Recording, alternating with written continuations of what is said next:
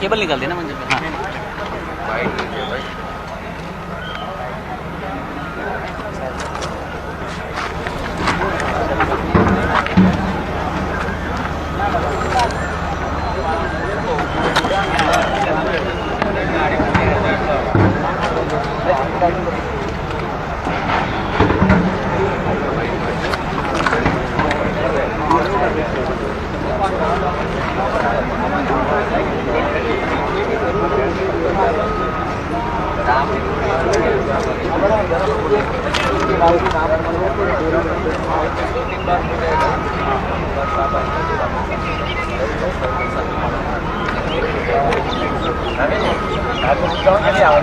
हाँ अपने गाड़ी के बहुत बड़ा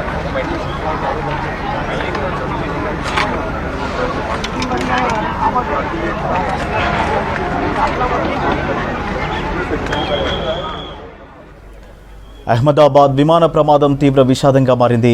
ఫ్లైట్లోని మొత్తం 242 మంది మరణించారు.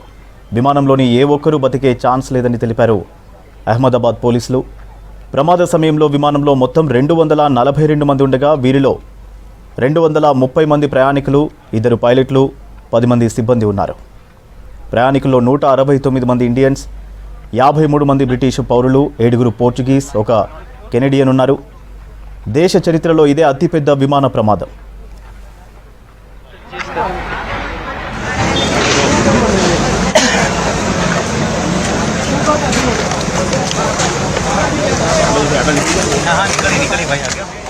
విమాన ప్రమాదానికి సంబంధించి మరిన్ని డీటెయిల్స్ అజయ్ అందిస్తారు.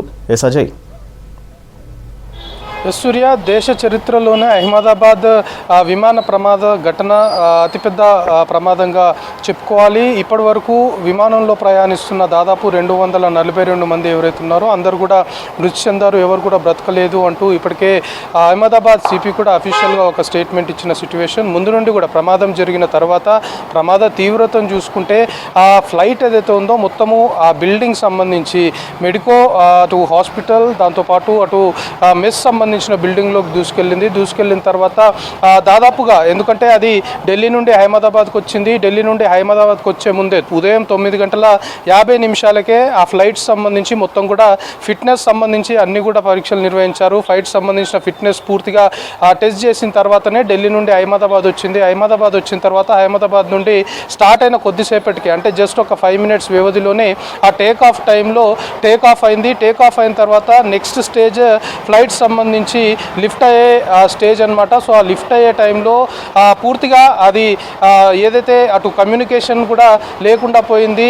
మేడే కాల్ చేశారు, 3 times మేడే కాల్ చేసిన తర్వాత అటు ఏటీసీ స్పందించే లోపే ఇక్కడ నుండి పైలట్ల నుండి ఎలాంటి రెస్పాన్స్ రాకపోవడము, అదే టైంలో ఇది క్రాష్ అవ్వడం జరిగింది. సో క్రాష్ అయిన టైంలో వెంటనే వితిన్ మినిట్స్లోనే ఇటు రెస్క్యూ టీమ్స్ సంబంధించి కావచ్చు, ఇటు అంబులెన్స్లు, దాంతోపాటు ఫైర్ సంబంధించిన అధికారులు ఘటనా స్థలాన్ని చేరుకున్నారు. పూర్తి స్థాయిలో దట్టమైన పొగలు అలుముకున్న సిచ్యువేషన్ మనం అప్పుడు చూసాం. సో ఆ సిచ్యువేషన్ చూసే ఈ ప్రమాద తీవ్రత చాలా ఎక్కువగా ఉంది. ఫ్లైట్ సంబంధించి 242 మందిలో, అంటే 230 మంది ప్రయాణికులు, అందులో 169 మంది భారతీయులు ఉండగా ఇటు బ్రిటిష్ సంబంధించి పౌరులు 53 మంది ఉన్నారు, ఇటు పోర్చుగీస్, కెనడాకి సంబంధించి 10 మంది ఉన్నారు. సో వీళ్ళందరూ కూడా బ్రతికే అవకాశం లేదు అంటూ గ్రౌండ్ లెవెల్లో ఎవరైతే అధికారులు మానిటరింగ్ చేస్తున్నారో వాళ్ళు ముందు నుండి కూడా చెప్పుకొస్తున్న అంశం. ఎందుకంటే ప్రమాద తీవ్రత అంతగా ఉంది. అందులోనూ చాలా గంటల పాటు ఇటు అహ్మదాబాద్ నుండి లండన్ వరకు అది ప్రయాణం చేయాల్సిన ఫ్లైట్, అందులో దాదాపు 1,20,000 పైగా కూడా ఇటు ఫ్యూయల్ ఫుల్ అయిపోయి ఉంది ట్యాంక్లో. అటు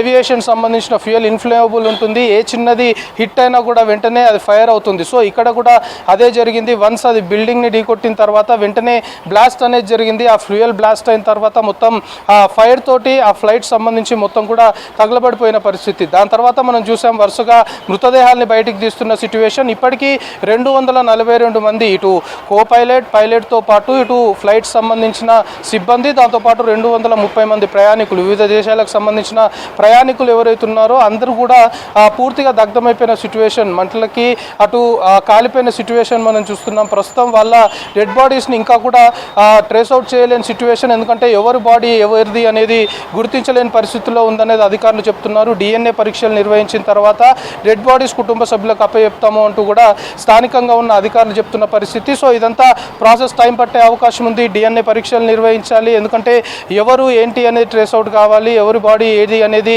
గుర్తించాలి అంటే DNA పరీక్షలు నిర్వహించాలని అధికారులు భావిస్తున్నారు. కాబట్టి DNA పరీక్షలు నిర్వహించిన తర్వాతనే ఆ బాడీస్ని కుటుంబ సభ్యులకి అప్పచెప్తామని అయితే అధికారులు చెప్తున్నారు. అయితే ప్రస్తుతం ఇప్పుడు అందరి మధ్యలో ఉన్నది ఈ ప్రమాదానికి గల కారణాలు ఏంటి అనేది మాత్రము అంతుచిక్కని ప్రశ్నగా మారింది. ఎందుకంటే ఇది ఢిల్లీ ఎయిర్పోర్ట్ నుండి స్టార్ట్ అయ్యి అహ్మదాబాద్ వచ్చే టైంలో ఒక ప్రయాణికుడు కూడా ఆ ఫ్లైట్ సంబంధించి 2 hours క్రితమే ఈ ఫ్లైట్లో నేను ట్రావెల్ చేశాను, ఈ డిజిటల్ బోర్డ్స్ కావచ్చు లేకపోతే ఫ్లైట్లో AC కావచ్చు ఇతరేతరవి ఏవి పనిచేయట్లేవు అంటూ ఒక వీడియో తీసి దాన్ని Xలో పోస్ట్ చేశారు. అది అహ్మదాబాద్ వచ్చిన తర్వాత అహ్మదాబాద్ నుండి లండన్కి ఫ్లై అవుతున్న టైంలో జస్ట్ వితిన్ మినిట్స్లోనే క్రాష్ అవ్వడము, దాని తర్వాత ఈ వీడియో కూడా వైరల్ అయిపోయిన పరిస్థితి. అయితే ఈ ప్రమాదానికి గల కారణాలపైన పూర్తి స్థాయిలో ఇన్వెస్టిగేట్ చేసే అవకాశాలు అయితే కనపడుతున్నాయి, చేయాల్సిన పరిస్థితి కూడా ఏర్పడింది. ఎందుకంటే ఇటు బోయింగ్ 787 ఫ్లైట్ సంబంధించి ఇటు బోయింగ్ సంబంధించి ఫ్లైట్ సంబంధించిన వారు కూడా ఒక ప్రత్యేక కమిటీని దీనికి ఏర్పాటు చేసి ప్రమాదానికి గల కారణాలు ఏంటి అనే దానిపైన పూర్తి స్థాయిలో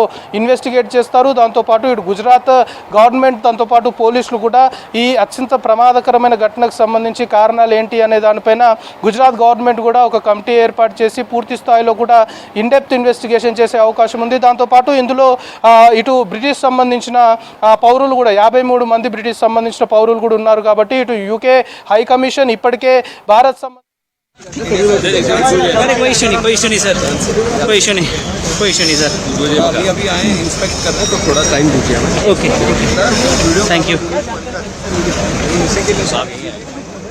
కూడా పరిశీలించి వాళ్ళు కూడా ఇన్వెస్టిగేట్ చేసే అవకాశం ఉంది. సో ఇప్పటికే ఇటు గుజరాత్ సంబంధించి గవర్నమెంట్ కావచ్చు, దాంతోపాటు లోకల్ పోలీస్ అహ్మదాబాద్ సంబంధించిన లోకల్ పోలీసులు, దాంతోపాటు UKకి సంబంధించిన హై కమిషన్ అందరూ కూడా టోల్ ఫ్రీ నెంబర్లు ఏర్పాటు చేశారు.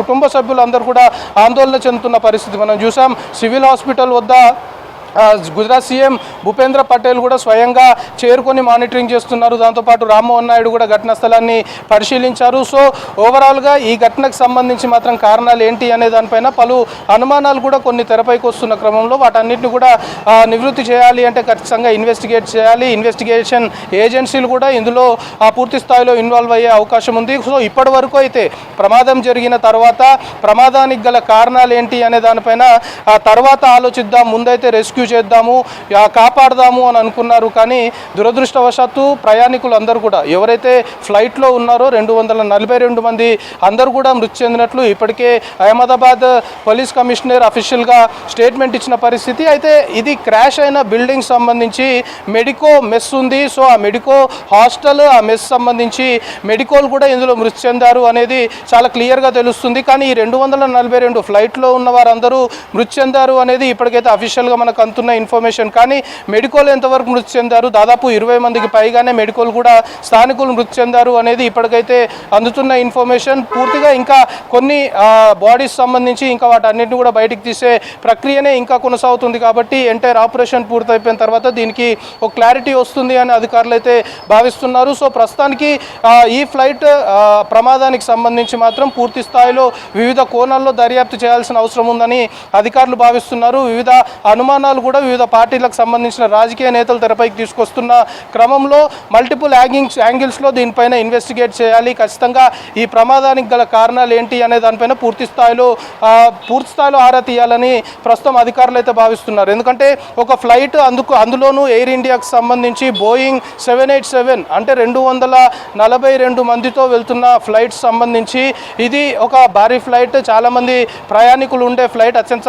పెద్ద ఫ్లైట్గా కూడా ఇప్పటికే ఇండియాలో చెప్తున్నారు. సో దీనికి సంబంధించి మొత్తం ఫిట్నెస్ అనేది చూసుకోవాల్సి ఉంటుంది. అది ఫ్లై అయ్యే ముందే ముఖ్యంగా కొన్ని కారణాల వల్ల ఇలాంటి ప్రమాదాలు జరిగే అవకాశాలు ఉంటాయి. అంటే బర్డ్ హిట్ కారణంగా కూడా ఇలాంటి ఫ్లైట్ సంబంధించిన ప్రమాదాలు జరిగే అవకాశం ఉంటుంది. సో అక్కడ ప్రస్తుతం అహ్మదాబాద్ వద్ద జరిగిన ప్రమాదానికి సంబంధించి ఒకవేళ బర్డ్ హిట్ దీనికి కారణమైందా లేకపోతే ఇతరేతర కారణాలు ఉన్నాయా, టెంపరేచర్ సంబంధించి కూడా వన్స్ ఫ్లైట్ ఫ్లై అవుతున్నప్పుడు టెంపరేచర్స్ అన్నింటినీ కూడా పరిగణలోకి తీసుకుంటారు. అవన్నీ కూడా అనుకూలిస్తున్నాయి అన్నప్పుడే దాన్ని వన్స్ టేక్ ఆఫ్ చేస్తారు. సో అలాంటివన్నీ ప్రికాషన్స్ కావచ్చు, అలాంటి మెజర్స్ అన్ని తీసుకున్న తర్వాతనే ఫ్లైట్ ఫ్లై అవ్వాల్సి ఉంటుంది. సో ఎందుకు ఇలాంటి ప్రమాదం జరిగింది, ఎందుకంటే వందల మంది ప్రయాణికుల ప్రాణాలు బలిగొన్న ప్రమాద ఘటన కాబట్టి దీనిపైన ఇన్డెప్త్ ఎంక్వైరీ ఇన్డెప్త్ ఇన్వెస్టిగేషన్ చేయాలని అయితే అధికారులు భావిస్తున్నారు. సో ప్రస్తుతానికి అహ్మదాబాద్ ప్రమాద ఘటనకు సంబంధించి మాత్రం ఫ్లైట్లో ఉన్న వారందరూ కూడా మరణించినట్లు అధికారులు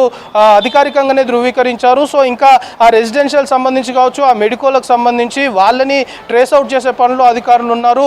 ఆ మృతుల సంఖ్య ఎంత మేరకు ఉంటుందనే దానిపైన ఒక క్లారిటీ రావాల్సి ఉంటుంది. సో ఇప్పటికైతే ఆ ఫ్లైట్లో ప్రయాణిస్తున్న వారి కుటుంబ సభ్యులు అనుకోవచ్చు, అక్కడ ప్రమాదం జరిగిన స్పాట్లో ఉన్న సివిలియన్స్ ఎవరైతే ఉన్నారో వాళ్ళకి సంబంధించిన కుటుంబ సభ్యులందరూ కూడా సివిల్ ఆసుపత్రికి చేరుకుంటున్న సిచ్యువేషన్. సివిల్ ఆసుపత్రి వద్ద కూడా ఇప్పటికే ఆ గుజరాత్ సీఎం భూపేంద్ర పటేల్ ఒక స్టేట్మెంట్ ఇచ్చాడు. ఇప్పుడున్న పరిస్థితుల్లో ఇది చాలా క్లిష్టమైన పరిస్థితులు, ఊహించని ఘటన జరిగింది, విషాదకరమైన ఘటన చోటు చేసుకుంది. సో ప్రస్తుతం క్షతగాత్రులు ఎవరైనా ఉంటే వాళ్ళకి ఖచ్చితంగా రక్తం అవసరం ఉంది కాబట్టి గ్రీన్ చాలను ఓపెన్ చేశాము. రక్తదాతలు ఎవరైనా ఉంటే వెంటనే సివిల్ హాస్పిటల్కి చేరుకోవాలి అంటూ కూడా ఒక పిలుపునిచ్చిన సిచ్యువేషన్. సో పరిస్థితి మొత్తం కూడా ఒక విషాదకరమైన పరిస్థితి ప్రస్తుతం అహ్మదాబాద్ సివిల్ ఆసుపత్రి వద్ద నెలకొంది. ఎందుకంటే ఒకవైపు మృతదేహాలు, మాంసపు ముద్దలు మొత్తం కూడా కాలి బూడిదైపోయిన మృతదేహాలను తీసుకొస్తున్న సిచ్యువేషన్, ఒక విషాదకరమైన పరిస్థితి. కుటుంబ సభ్యులు కూడా తమ వారు ఎవరు గుర్తించలేని సిచ్యువేషన్ ప్రస్తుతం అహ్మదాబాద్ విమాన ప్రమాద ఘటనకు సంబంధించి నెలకొంది. సో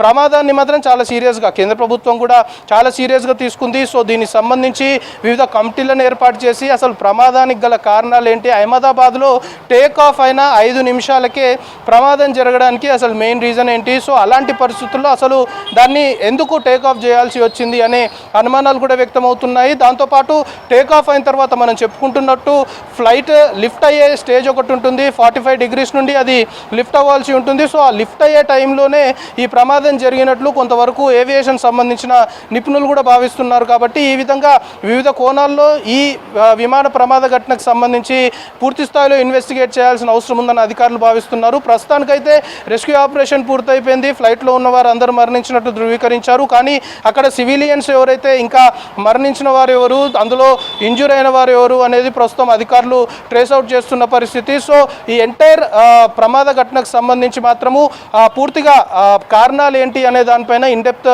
ఇన్వెస్టిగేట్ చేయాలని మాత్రం అధికారులు భావిస్తున్నట్లు మనకి ప్రస్తుతం ప్రైమరీగా ఇన్ఫర్మేషన్ అందుతుంది. సూర్య. రైట్ అజయ్.